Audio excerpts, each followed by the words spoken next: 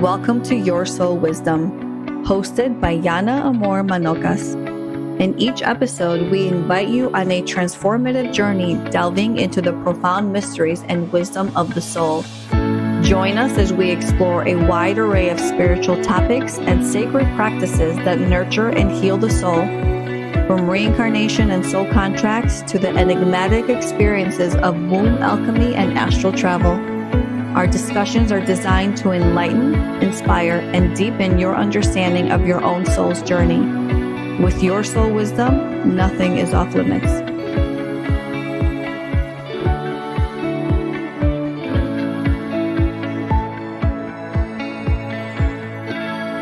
Hello, everybody. Welcome to another episode of Your Soul Wisdom. Today, we have one of my lovely friends, Monique Andrews.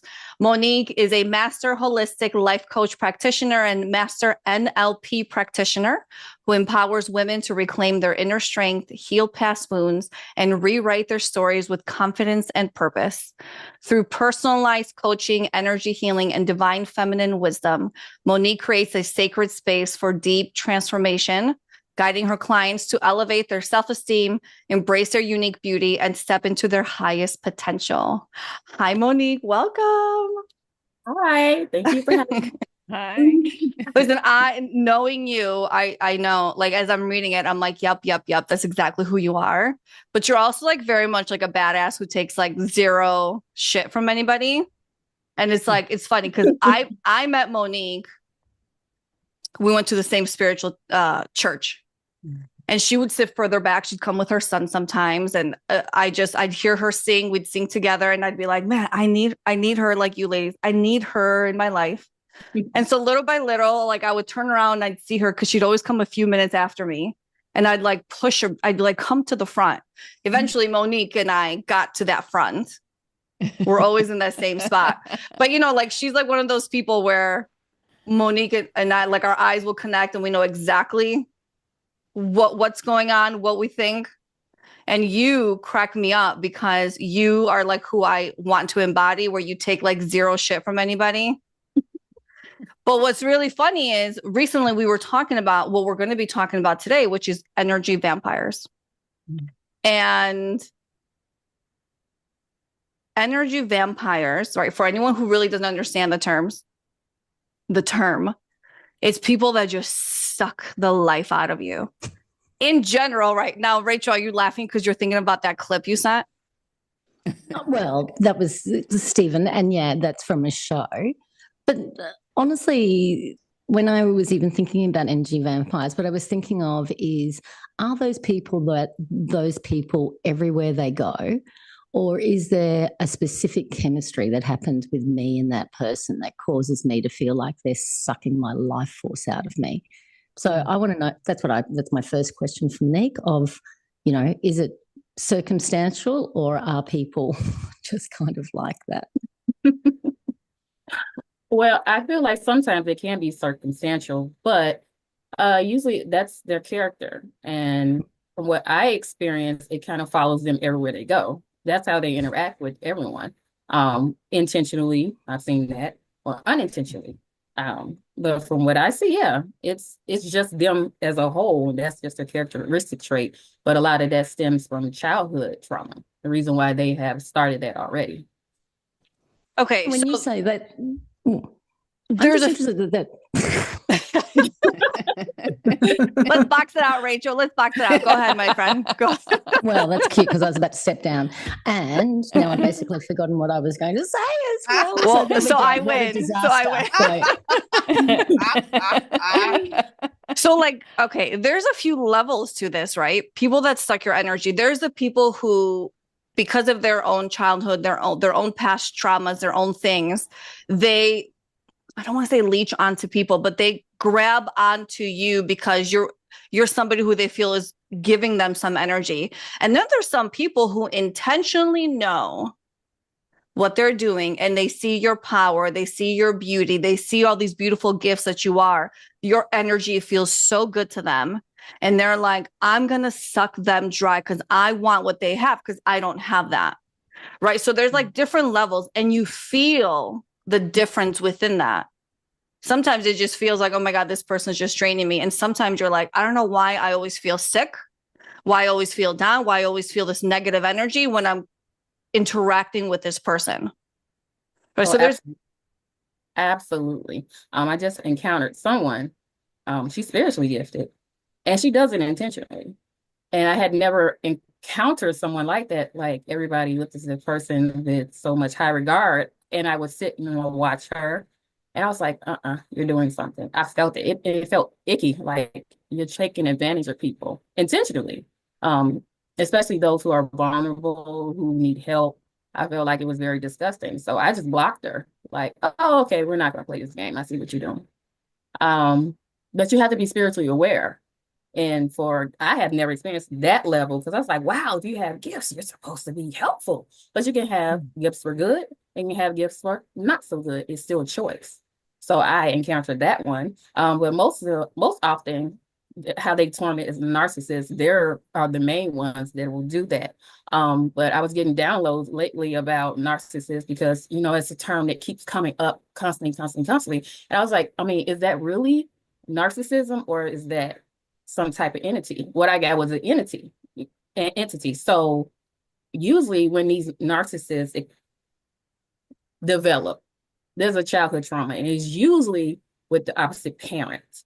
And because they don't feel so great about themselves, they leech onto empaths because empaths are like, oh, I give everybody the benefit of the doubt. I want to come here and spread my love and spread my joy. And they suck. They leech on and they just suck and drain them dry because they keep getting the benefit of that. Oh, no, they're not like that. Oh, no, I can help save them, because empaths can save the world if you are not, aware of it and, block your energy and whatnot. But yeah, it's a lot of levels to this. And I guess because everything that's going on around the world and we're awakening to some new things are also coming with this awakening because I'm like, it has to be something else. It just has to be something else. So you mentioned a few times something really important. You're like, I just blocked that person.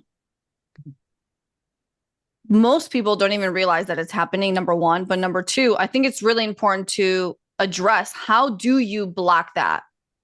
Because sometimes just as simple as not being in that physical space is not enough, because we know, right? We encounter people who will, oh my God, how do you say it?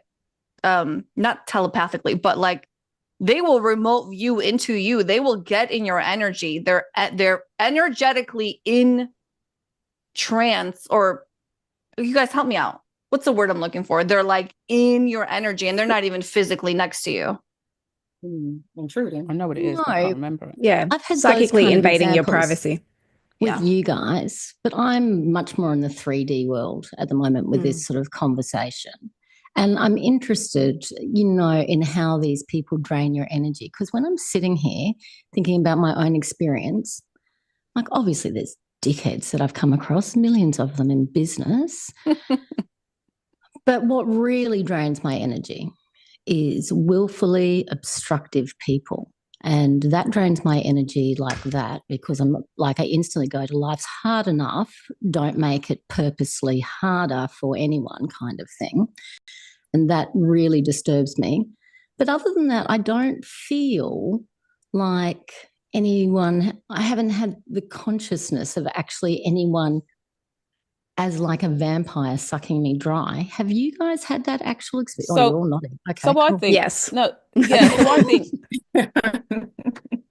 like, okay, well, maybe I I need think to have that another there think. is that there's like a 3D way of being an energy vampire, and there's also a spiritual way of being an energy vampire. So for me, in the 3D way of being a vampire, those would be those people that you kind of like, you could have friends, there could be anybody really, or even, sometimes it could be clients, whereby if your own spiritual hygiene isn't tough enough and high enough, whereby they can pull energy from you. So when you come off that call, you're completely exhausted. You can have friends whereby, they are draining energy from you. And it's not in a sense in a spiritual way. It's more in the way that they are in a constant state of, say, turmoil or constant state of trauma. Okay. And so every time they're on the phone to you, it's always the same thing. And no matter how much how much help, whether you offer that or they get, or they've been offered help or support from somewhere, or they completely ignore all the help and support that's around them because they want to stay in the story.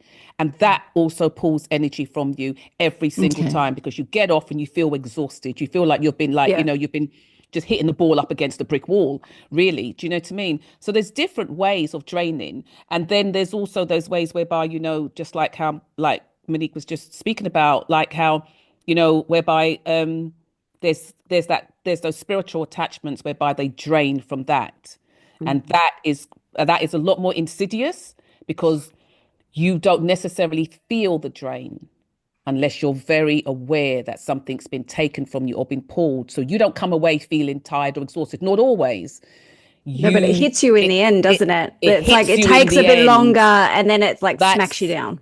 Yeah, and then because you're away from them, you're not even on, say, like whether it's a call or whether you're near them, you won't necessarily attribute it to them. Attribute it to them. You just know, I feel exhausted, I feel whacked, and I could feel like this has been happening for ages. And unless you have the wherewithal to navigate the map backwards to where you originally felt the drain or the pull or the tiredness, then you're kind of like lost. Then you've got to go, either you can do that, either you can sever the drain and return it back to them, or sever whatever attachment it is that they've hooked into you and return it back to them, or you could send a hand grenade and blow them the hell up. Like, do you know what I mean?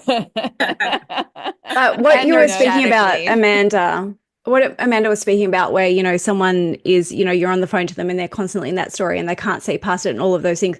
I mean, that can be them stuck in a, sympathetic response where they have had trauma. So it's not that they necessarily want to be there. They're just not ready to move past it yet. 100%. Yeah. And also, Monique was talking earlier about empaths, and I would identify as one of those. So for me, it's been quite the journey, because I find it particularly hard because I can go into and sense and feel all of those traumas. So my heart immediately goes to, wanting to heal, although it's taken a really long time for me to go, okay, I can't do that. But it's like, sounds like an easy thing to do, but I've probably spent decades working on it. I would say I think I'm there now, but we'll see what happens next time. But it's quite the journey. Yeah, I totally understand empath here, but I call it my superpower. Now that I know that I'm aware of it, I feel like great. Feel what you feel. I can help guide you through what you're going through, but I know how to cut it off too, because I'm not trying to save the whole world. I can help you navigate to where you need to be. I'm not your savior. Save yourself. I can't do it for you. So once I've cut that off, I was like, oh, this is amazing. I can feel what you feel. Okay. And then I stop there. And then I'll help you, guide you where you need to go. I help navigate you and help you remember who you are, the power that you have. But I don't want to save the whole world. I'm not Jesus, and I'm not trying to be. So that part is draining. They've got to want it. They need to want it. Yes, they need to want it. They absolutely do. The funny part about that is, what'd you say, Kylie? I want to make that new merch idea. So Rachel, make a note of that. I'm not here to save the world. And I'll even put Monique Andrews. Can you imagine if we started wearing that clothes? I would totally. I totally buy the shirt. It's happening. It's happening. But what's really funny is it's like you're talking, Monique, and all I think is like boundaries. And we just did an episode on boundaries. And as an empath, that is your superpower, that is your gift.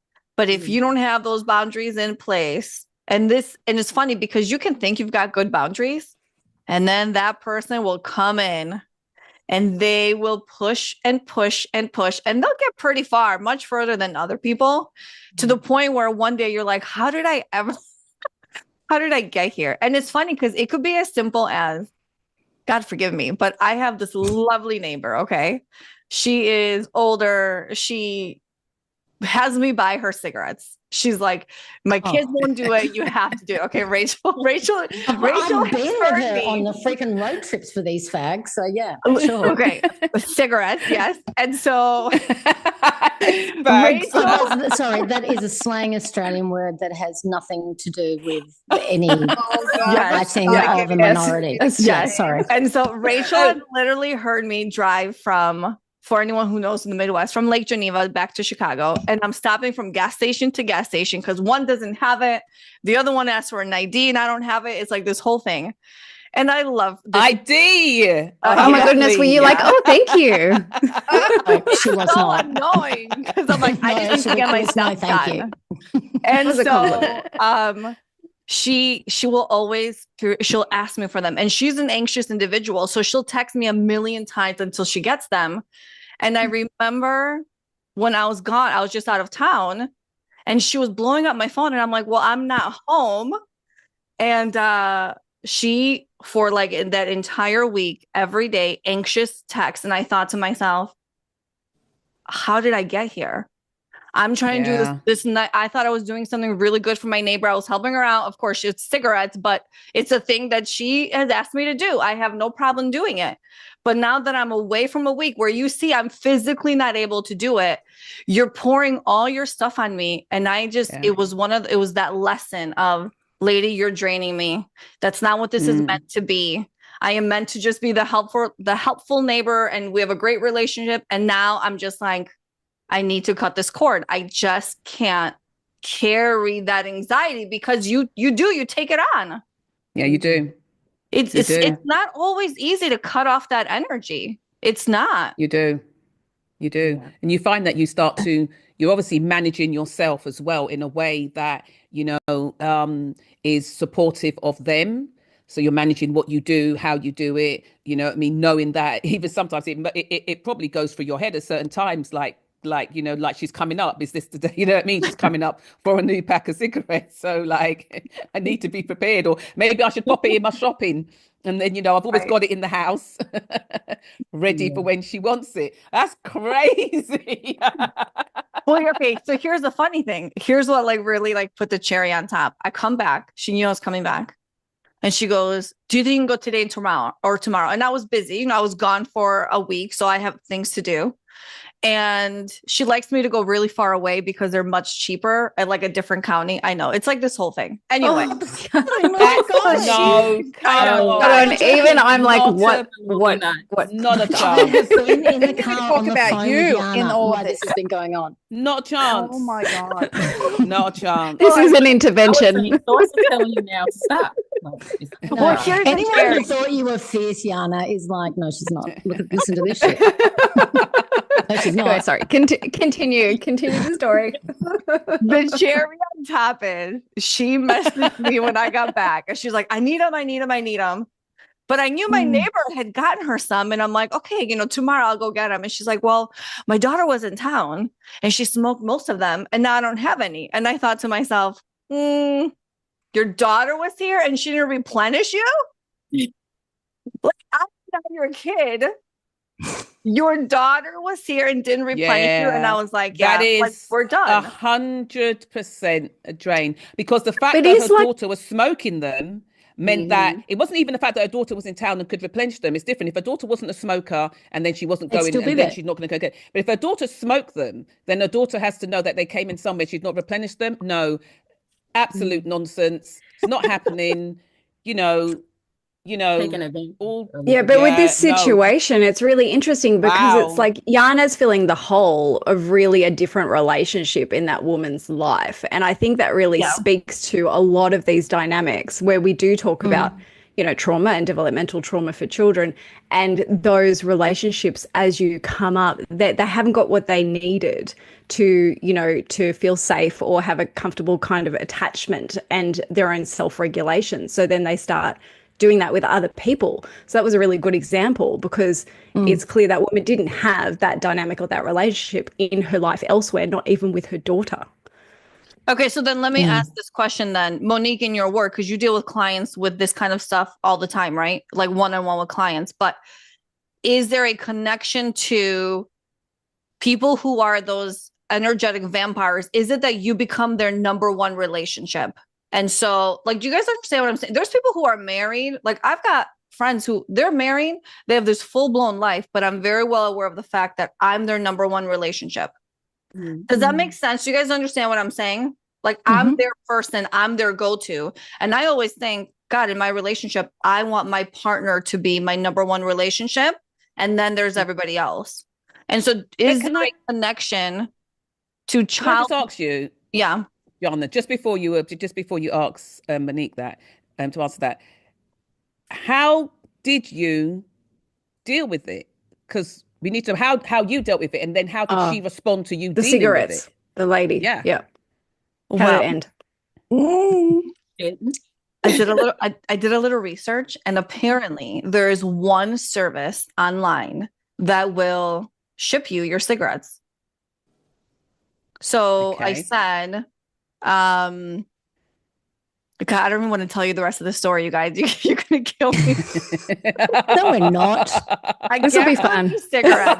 It's like $300 and something, right? I put it by, and I say to her, I'm gonna be, because she's so anxious, I'm gonna be home in 30 minutes. I got your cigarettes. And she says, well, I just took a pill and I need to rest for an hour. So I'll let you know when I get back up. And I thought, no, we're done. And so I put them by her door. And then I send this lovely text saying, they're at your door. I hope you're feeling better. By the way, I did find this online service where you can sign up and they'll send you your cigarettes and you never have to be anxious about it again. You never have to rely on me if I'm not around. Zero response. But what about the cigarettes? But I have not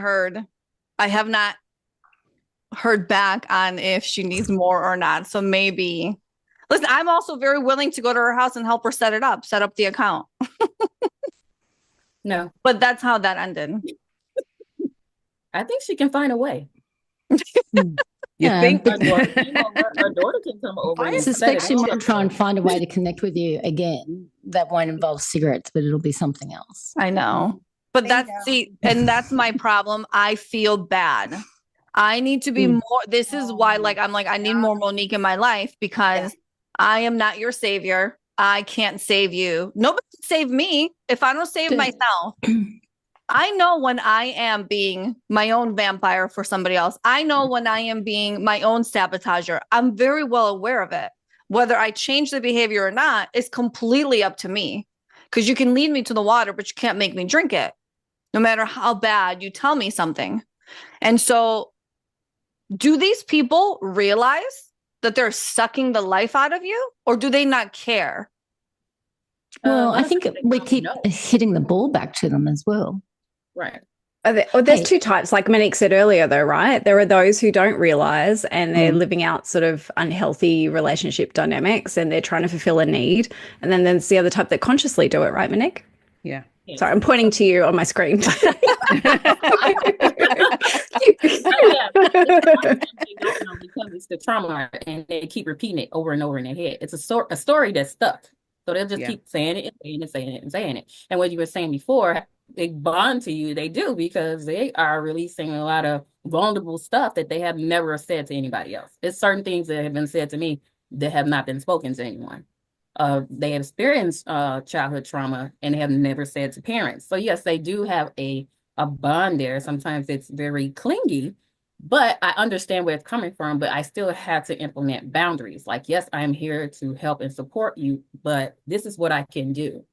And outside of this, I can encourage you to do it yourself as well, because, we're co-pilots here. It's not me doing everything. I want to encourage you and empower you so you can do it, so you can drive your own cart, as you will. But it's some people who do it intentionally. I do have one friend, she doesn't do it intentionally, but she's stuck in a story. And I would even say she tries to leech on to my son as well. Like, I need to talk to you. I don't play about my child. I said, okay, source, block her, not for the high school. Okay, hold on. That's another T-shirt. Yeah. I do. Okay, source, block her. I'm going to source first. I don't play about my child. I was like, okay, you know what? If it's not for the highest best good, block her. She was trying to come in, and all of a sudden her car started shaking. She couldn't make it. I said, well, that's something that you need to address. But no. And my son picks it up too. So he's like, oh no, I don't feel like talking to her. Okay. So hold on a minute. She wants to come over to speak to your Oh. son. She wants to come over and see us and interact. And I'm like, you got a lot going on. And I told her nicely, maybe you should focus on your healing first before you come around my child, because children can't block you the way that a parent can, or I can as an adult. And so she was taken aback. I don't know if I really cared because it's my child. But then she was like, oh, okay, and it made her more aware. So when she was having these moments, she knew not to even interact with him. But he himself was picking up on, he's very gifted in that way. And he would not interact with her. So it's the energetic. You feel it. He might not know what it meant, but he didn't want to be bothered either. So I would just block her. I'm like, oh, it's not for the highest best good. Block. And something would happen. She couldn't. Not that I'm wishing anybody, but no. Was there any point in time ever where you felt bad when you blocked someone? Like, what was your no? So you're a natural. Okay. We need to help the people that can't do it. I feel bad if I have to block somebody, and I've only ever done it once. And they were awful. They were horrible people, but I still felt gutted that they had brought me to a place whereby I had to block them. And and that made me kind of mad. So I'm not really good at blocking, but I've got other ways. I can chop you off and cut you off. And those ways might actually be even worse than blocking. The hand. Mojave. I'm going to let God got it. Like, I thought you might start talking about potatoes again. This has been such a lesson in boundaries to me, more than our boundary episode, because I don't know how much experience I've had. Because we're all bad at it. Exactly. Joking. I don't know how much experience and I've we had needed with Monique. energy vampires, but I can see how I give my energy away over and over again because people ask me to do things and I don't want to do it, but it is actually easy for me to do, and it's actually easier for me to do it than tell them to do it themselves. That is the story of my life, rinse and repeat. Yeah. And I just realised I'm not doing anyone any favours with that. Like no one. There's no favours in that. It depends. You can still do things for people and be a kind person. It's just when it starts affecting you, right? Well, I can see that it's my own avoidant behaviour. But this is for the first time, Monique, so thank you for that reflection. But, okay, so Monique, you weren't, from my understanding, you weren't always in your boundaries the way you are now, correct? Correct. Okay, so so what was it that helped you shift into like this block? Because I think I know us and people listening, they're like, I need to know how to get to that place successfully. Well, it was a story time. I was in a very tumultuous relationship, a marriage, and it took 3 years to get away from this person, 3 years of divorce. And I remember going to church and the reverend was saying, if you don't learn how to forgive, you're going to keep repeating these lessons. You're going to find more men that you have to forgive. I was like, oh no, well, we start now. So I started my healing process. Like, I'm going to work on forgiving my dad. I'm going to work on forgiving the ex, because he himself was a narcissist and he was very draining. I was always tired around him. I always needed a nap. He had no boundaries at all. And he did it with everybody around him. He had a different personality, a different story for everyone. But once I sat back and saw, I was like, well, you know what? If you have to lie about everything, he don't really like himself at all. You couldn't possibly, because as I am, I'm okay. Everybody is seeing who I am as I am. So I was like, oh, he doesn't like himself. I saw that he was competing with me. I was like, oh, it's not me. It's definitely you. So I started to heal that part, because a lot of years it was like manipulation, whatnot was going on. And I felt like I lost myself and I didn't have the power that I usually have, because I am a very strong person. I've been through a lot and I'm very powerful once I stand in that power. And somehow I got sucked dry. And it was a lot of manipulation and a lot of games. So I was like, okay, well, it's time. And I wanted to focus on healing. I went to therapy. Therapy was amazing, but she was like, oh, you're done. I was like, oh, okay. In my eyes, honestly, I'm not going to lie, I thought once you got on therapy, you kind of just stayed there forever. Like this was it. It's just like, oh no. I don't do that. You're done. Come back when you need a check-in if you just want to vent. I was like, oh, okay. So I needed something else to help. So I did run into a program and did coaching. And for me, it perfectly aligned because I was doing a lot of healing. So they piggybacked off each other. Once I was healing something, I would go to church and it will piggyback and it will collide. So once I did a lot of healing, I tapped more into that power. I learned more about me being an empath. And I was like, oh, okay. At first, I was like, wow, who wants to feel everything that everybody else feeling? Because it seems like everybody else is not feeling that way and they feel just fine. But I stopped looking at it as like it was something that, not a curse, it was just something I could actually help you, but I have to put some boundaries in place so that I can thrive myself. I can't just keep giving everybody else. Then I'm not going to be useful. I can't pour into other people if my cup is empty. So I just started implementing boundaries. And I could say it nicely. It doesn't have to be nasty or anything like that, but I'm going to say it. And what I said is what I said. And if you don't agree, we agree to disagree. And that's totally fine. I don't have to have an attitude with you. We don't have to yell. We don't have to curse. We don't have to fight. None of that. But I will have hard boundaries when it's like, that's too much. And I see you trying to manipulate the kindness. And it's like, no. And then you're embarking on my free will. And I can't tolerate that. Been there, done that, and I just refuse. And because what I've been through is like, once I see it, it's like a hard no. Like, oh, absolutely not. So when I see it, I can block you like, oh, okay, I will not entertain this. I'm blocking you spiritually, mentally, physically, emotionally. You do not have will here. It works right away. I'm laughing because just the other day, I think it was on Friday, I was going out with my husband. But I have this person, I don't actually know if he's a relative or not. I think he might be a relative, right? Because I've got a massive family, like extended family. And I think he's taken all of these sort of like my cousins, because when I look about who we are, who you're kind of like, who who you have in common, it's all my cousins, okay, in the US. So I'm thinking, well, he's got to be a cousin. But I think he's taken one of them, all of their contacts, and he sends out all these church sermons to them. So he sends you these voice messages, right, whereby he's doing all these church sermons. And I'm thinking, what the hell? Why is he sending this to me? I don't even know him. But I think, do you know what? I don't need this rubbish. So when I go to like, I think, oh, I'm going to block him. Up comes block, but it says delete the message or block. And I'm like, oh, I feel really bad about blocking him. I'll just delete the message. And then it's gone. But he keeps coming up every week. And my husband's going to me, why don't you just block him? And I said, because I feel bad and I don't know if he's a relative. And I feel bad if he's a relative by me blocking him. It's just a church sermon. I don't listen to it. But then I also think, but you've gone and stolen somebody else's contacts. I don't know you and I haven't given permission for you to contact me, but you're sending me this stuff, but I find it hard to block him. Isn't that crazy? Okay, that is the wildest thing because it should be the easiest thing you do. You just go boop. But why do we care so much to like how that you're not doing anything wrong? Why is it that you're sacrificing yourself for somebody else's feelings? Do you know what I'm saying?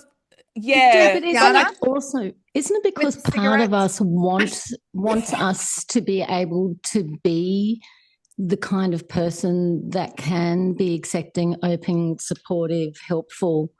Do you know what I mean? So for me, it's always, as far as the boundary goes, it's sort of like trying to decide who I want to be, as in true to what I want to do for me in the moment, which is almost certainly not doing something for someone else, or whether I want to be a kind, generous, available friend that people can depend on. Do you know what I mean? So I think that, yeah. Where most people in general, they want to be liked. You don't want to be the one that's like, oh, okay, you've been blocked. I know it sounds harsh, but it's like, it has to happen because it'll just keep going on until you get so irritated, you're just going to do it anyway. But conflict happens in life. It doesn't have to be so nasty. It's just like, oh, okay, well, that at this point, it just doesn't align with me right now. And that's okay. and we can just move on. But yeah, I And I understand find that hard though, Monique, because I mean, like, I know we've gone completely off topic, but you know, I think it's quite an important one because I feel quite triggered.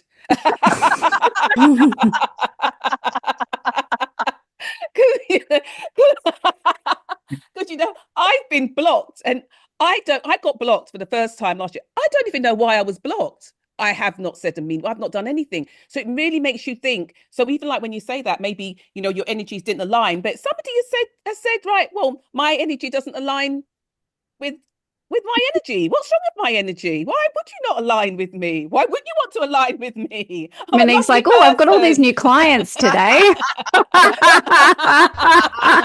I'm thinking the difference between Amanda and I is the difference between FOMO and JOMO. As in, like if someone blocked me, there's no way that I'd react to it badly. I'd be just let off the hook. Just like if somebody cancels an arrangement with me, I'm like, let off the hook. Just Like, wow, stop it. missing it. 3 hours back to really? myself No, that I I didn't was know. hurt. I was really hurt. I was really hurt. Were they someone that you genuinely Why would liked? you block me? But did you like them? Yeah, I thought I did. I don't anymore, but I thought I did. maybe the I was version of that, hurt. maybe the Yeah. version of what they are now, they can't align with you right now. Maybe they know that. Mm. They did you a blessing in disguise. Well, then let me block them. Oh. But I won't block them. Well, that's the ego part. Hold on a second. I have a question. Who here has actually blocked somebody off of their phone?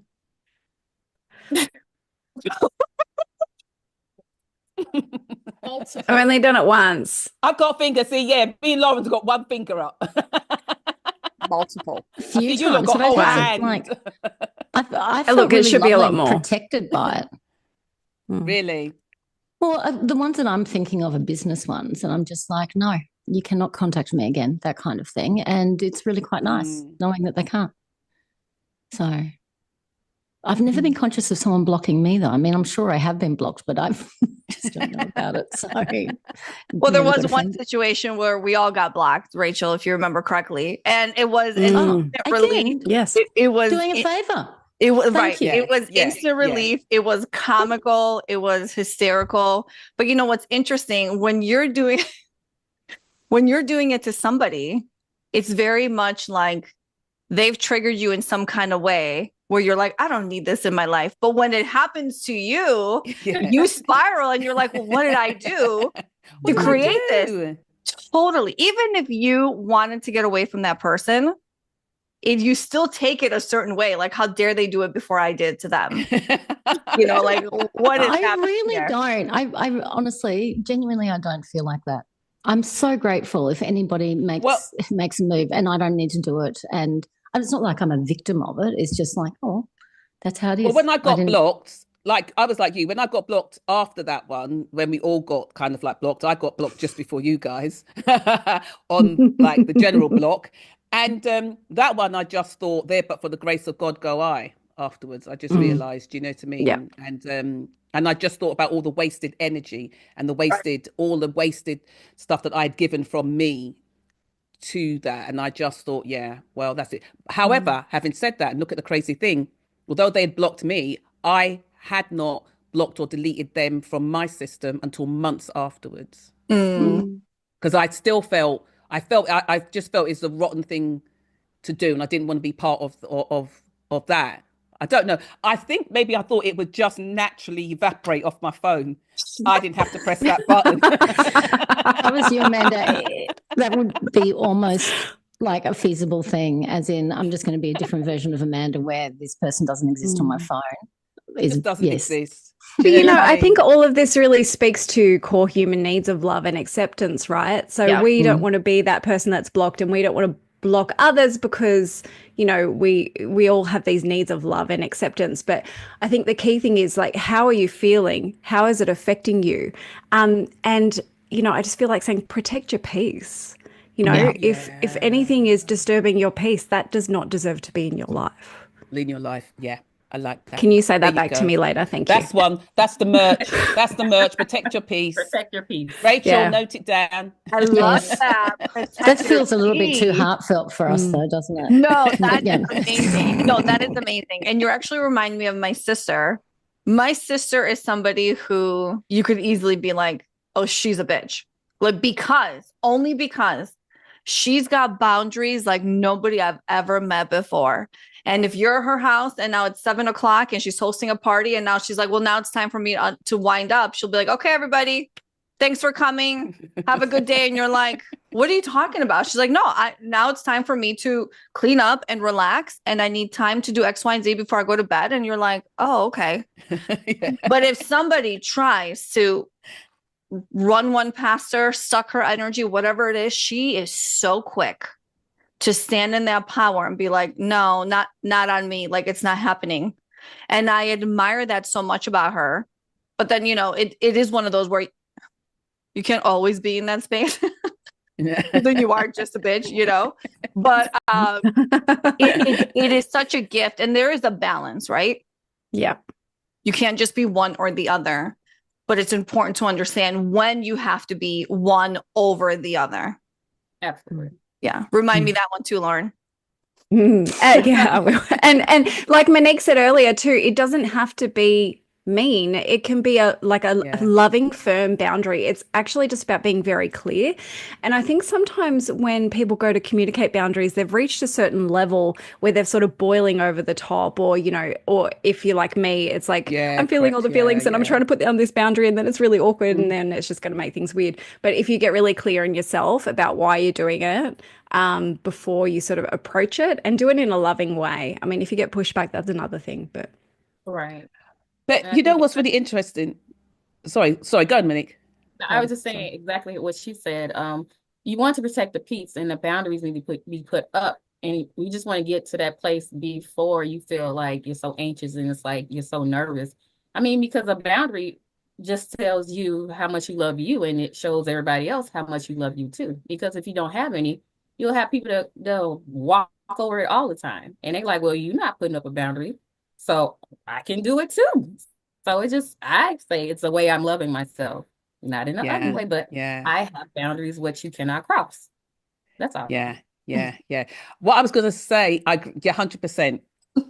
What I was going to say was that in a totally different way, though, there's also a different version of me that when it comes down to spiritually, when I know that there's been something that's been attached to me or drained, I'm quite good at snipping that shit and handing you back your monkey. There you go. That's yours, not my stuff. Shut that down. Because that stuff is insidious, and you'll be dead before you know it. You know what I mean? Before you're even living. And so that stuff is really that stuff can be really, really quite tricky. And there's many ways of how those attachments can come. There's many ways how people can live vicariously through you, and they're living off your energy, and you're wondering, why am I so tired, so exhausted, or why am I this, or why am I that? There's lots of different reasons that you could have that you may experience or feel, and those ones I will snip, shut, stitch up, and then do the healing work. Because this was the thing I think I spoke about just recently. Doing the healing work, a lot of times we sever those connections, or we take off those drains, but where it's been connected to you, you've got to do the work to heal that where the source, where it was actually coming from. So it isn't just a case of just snip and it's gone. You then have to go to work on your own body to do the work, to do the healing. Do you know what I mean? So yeah, for those ones, if that's a spiritual block, then I'll block you faster than you can spit. I think you do well with blocks.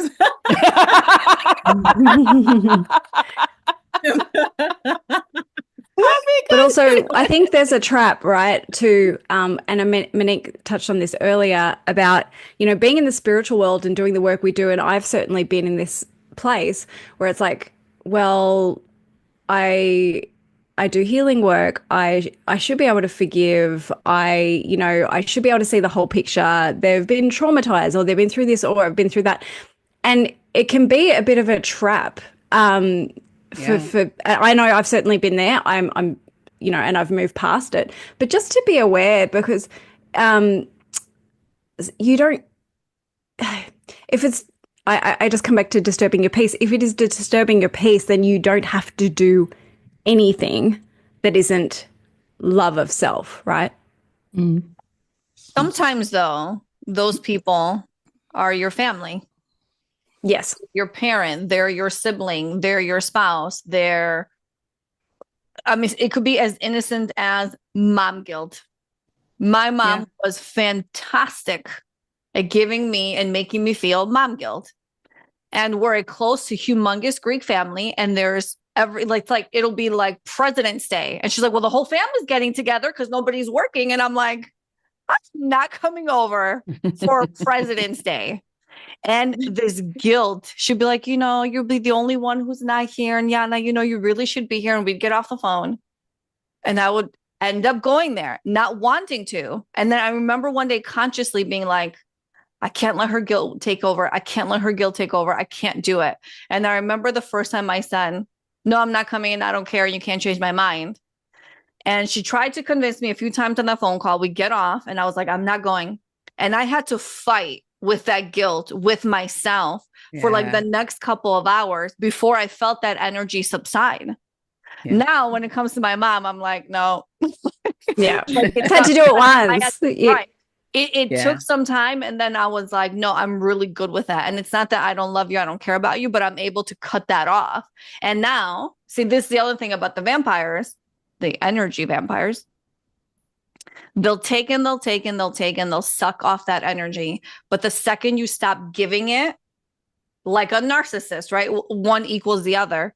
They're like, oh, I'm no longer receiving the thing I'm trying to get. And eventually if you don't block them first, they'll be on their way to somebody else who can give them what they need. And so I guess that's a really important point, right? You block that off and eventually they'll move on to someone else. Yeah, because with Knox, they have to go somewhere else. They have to feed somewhere. Yeah, Narcs can be a bit different though, isn't it? Because they are real feeders, and Narcs feed off. They feed off sort of like a frenetic kind of energy, so they can plant a seed in your head, and they know what it's going to cause because they know how you're going to react and what it's going to do to your circuits and to you, and they live it to off one that person. energy. Yeah, and so it's they don't usually even have a to relationship. live or be around you. Yeah, right. But they don't even have to live with you or even be around you. They could be living in another city, in another town or whatever. But they know once they've done something that's triggered you, it's put you into this kind of energetic ball of fire. They just sit where they are and feed off you. And they can live off that for whether or not some knots can live off that for weeks, for months, and then they come back to feed again. They are feeders. So it's that's a whole sometimes that could be a whole different ball game. Oh, the ball game. Yeah. Yeah, and I think with that, it's like actual having physical space can really help with those situations when you're first trying to, move past them, because often being around and in the energy fields of them, I know they can reach you in other ways though. But what Yana was speaking about is, it brings a good point up. It's, with I'm not talking about narcissists here, but say with the, decision Yana had to make about not going to this thing. It's like, what's the worst thing that can happen? It's a good question to ask yourself. It depends on the situation, but sometimes it is taking that one, deep breath and make that decision and then see what happens. And what Yana realized is that nothing really happened. It wasn't the end of the world. Her relationship wasn't affected and everyone was okay. So I think in those kinds of situations, what's the worst that can happen? And can I just give this a go? Get curious. What will happen if I do it once? But yeah, the narcissist topic is like a whole other podcast, right? Oh yeah, many. A series of podcasts. Kylie's been very, very quiet. I know, Kylie, come on. So I know. So Kylie, I'm sure that you must have had this kind of experience. So are you having a boundary lesson too, or are you sitting in your healed space and thinking, boy, I really have done a lot of work on myself. I'm cool with this. You know what? It's funny because I don't resonate with this conversation much. And this is why. And this is why. I, of course, have boundary issues. Like everyone, I'm not perfect, nowhere near it, actively working on it. Had a case in point recently, right? But I have no problem blocking you for my own peace.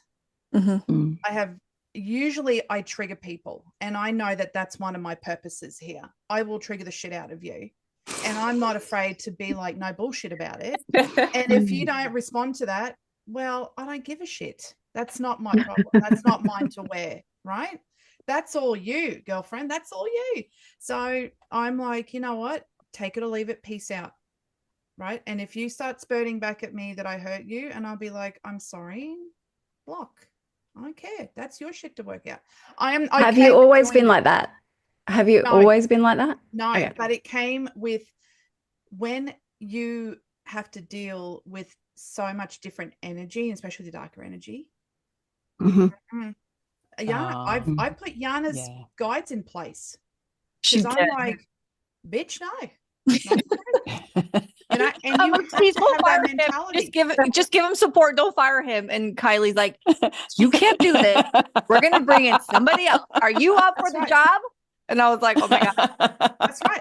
No, because you know what? Like if I open myself a little bit, that energy gets in. And I get that maybe once every 6 months where like something will but that's because there's something within me that's been left open to be triggered. Right. And if I've done the work, then you can come at me and spurt whatever. Whatever. So that's just kind of where I'm at. So I know that my team is in play. I don't really attract energy vampires. I attract people that want to be in my space a lot, but I'm like, you know what? That's cool. You do you, but I'm going to sure as hell put a wall up, and leave it at that. That's my 2 cents. I'm sorry. That's just how it is. Oh, no, don't be. No, it's great. We're loving it. I'm not an empath. If I was an empath, that would have been my Achilles heel. Like, well, I was just sitting here thinking, girls, we've got to stop trying to make her cry because really, it's not going to go through if she starts getting. I'm just kidding. One day it's going to happen. I just need one time. We need her to be badass, though, right? And not a CGI tear, like a real tear. Just come down, just one. Squeeze one out. Okay, Kylie, why don't you do a lovely card pull for us on what we need to know about energy vampires, on how to block them, on what's going to help us shift that energy. So I was drawn to pulling the Archangel Raphael healing deck by a lady who no longer wants to be recognized with doing the cards. She found Jesus. She wants to save everyone. So see, she's been calling me. And do you give a flying toenail? Do you give a flying toenail? You do not. So this was a 2 card that fell out. So I've got call upon Archangel Raphael for help, right? So I'm going to say the little statement at the bottom. Dear Archangel Raphael, I ask you for your healing help with whatever situation that comes up for you at this moment. Thank you for your divine healing intervention. That could be absolutely anything, relationship, body, whatever, right? And then the other card was acceptance. Okay, I think that looks like Archangel Michael. Dear God and Archangel Raphael, please help me accept that everything is going in the right direction. So whatever is resonating for you now is coming up for healing and acceptance. And that's such a key point we didn't talk about with all of this is accepting the outcome of, if I have to put up boundaries, if I have to cut this person off, if I have to disappear from this person's life, everything's going to be okay. It's going to work out. It's going to be fine. I'm not, that is, we're hard on ourselves, and just accepting that everything will work out is such a beautiful way to just put a ribbon on it and go, it's in God's hands. It'll be okay. So thank you for that, Kylie. All right, Monique, why don't you let our listeners know where they can find you and how they can work with you? Okay. So I am on Instagram, TikTok, and YouTube as Talk Tea with Monique. I also have a website, Monique's Holistics. It's Monique's with an S, holistics.com. And I have things that I can design directly for whoever wants to join on. I have a free discovery call as well, and we could just sit and we vibe together and we align together. I'll be glad to help. Awesome. Beautiful. Thank you for listening, everybody. This concludes our episode. If you are interested in booking a reading, a healing, a guided meditation session, a light body activation, some coaching sessions with Monique, or simply just want to say hello, head on over to yoursoulwisdomshow.com. We thank you for allowing us to create this beautiful space, and we hope you have a beautiful, blessed day. Bye, everybody. Bye. Bye.